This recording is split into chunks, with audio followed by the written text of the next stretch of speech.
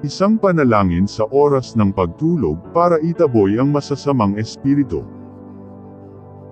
Mahal kong Panginoong Hesus, naparito ako ngayon sa iyo, upang manumbalik sa iyo, upang magbago para sa iyo, upang magpakanlong sa iyo.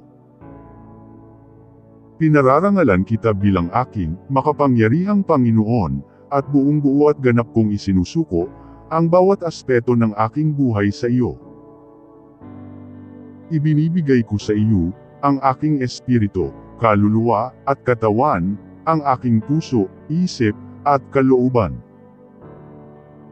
Tinatakpan ko ang aking sarili ng iyong dugo, at hinihiling ko sa iyong banal na espiritu, na ibalik ako sa iyo, baguhin mo ako, at pangunahan ang oras na ito ng panalangin. Ipinahahayag ko ang kaharian ng Diyos, at ang awtoridad ng Panginoong Hesukristo, sa aking tahanan at sa lahat ng bagay dito. Inilalaan ko ang aking tahanan, at lahat ng naririto, sa Panginoong Hesukristo, at sa kaharian ng Diyos. Dinadala ko ang krus, pagkabuhay na maguli, at pag-akyat ng Panginoong Hesukristo, sa buong tahanan ko ngayong gabi. Sa bawat bagay at muebles, kama at silya, lahat ng media at icon, lahat ng libro at magazine, pelikula at musika, mga laruan sa kapaligiran. Sa bawat silid, sa buong kisame, dingding, sahig, at lahat ng lugar sa mga ito, mula sa lupa sa ibaba, hanggang sa bubong sa itaas, at sa buong paligid ng tahanan, ngayong gabi. Ako ay nabago dahil sa muling pagkabuhay, at pag-akyat sa langit, ng Panginoong Hesukristo. Dinadala ko ngayon, ang awtoridad ng Panginoong Hesukristo, at ang kabuuan ng gawain ni Kristo, laban kay Satanas, at sa kanyang kaharian.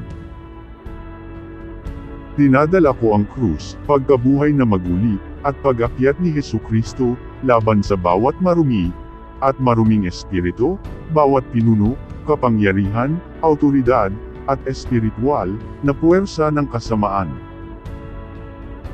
Kabilang ang lahat ng espiritu ng takot, kamatayan, pagdurusa, akusasyon, at iba pa. Alam mo kung ano ang umaatake sa iyo. Ito ay may higit na kapangyarihan kung partikular mong pangalanan ang mga ito. Inuutusan ko ang bawat marumi, at maruming espiritu na nakagapos, at itinataboy mula sa aking tahanan, at sa aking sambahayan, kasama ang bawat kapalit, bawat sandata, at kagamitan, sa awtoridad ng Panginoong Hesukristo, at sa pangalan niya. Dinadala ko ngayon ang awtoridad ng Panginoong Hesukristo, at ang kabuuan ng gawain ni Kristo. Ang kanyang krus, pagkabuhay na maguli, at pag-akyat sa langit, laban sa bawat masamang kapangyarihan, pangkukulam, at sining ng itim.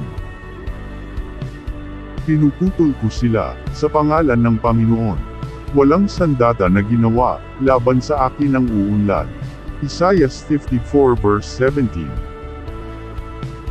Dinadala ko ang krus, at dugo ni Hesukristo, laban sa bawat anyo ng hex, at incantation, laban sa bawat spell, ritual, panata, dedikasyon, at sakripisyo, laban sa bawat salita, paghatol, at sumpa. Iniuutos ko silang sirain, at igapos papalabas, mula sa aking tahanan, ngayong gabi sa pangalan, ng Panginoong Hesukristo. Dinadala ko ngayon, ang awtoridad ng Panginoong Hesukristo, at ang kabuuan ng gawain ni Kristo, sa pagitan ko at ng lahat ng tao, kanilang espiritu, kaluluwa, at katawan, kanilang kasalanan, pakikidigma, at katiwalian.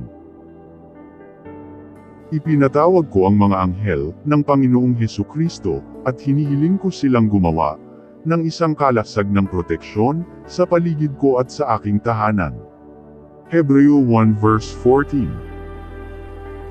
Hinihiling ko sa iyong banal na espiritu na punuin ang aking tahanan ng iyong presensya, ng kapayapaan ng Diyos, at ng pag-ibig ni Kristo.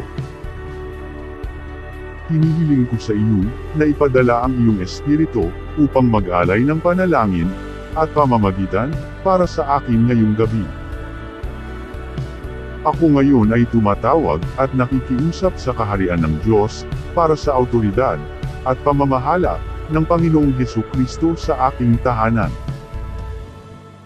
At sa buong sambahayan, sa lahat ng oras ng gabing ito, at sa bagong araw, sa awtoridad ng Panginoon. Hinihiling ko kay Hesukristo, at sa kanyang pangalan. Amen.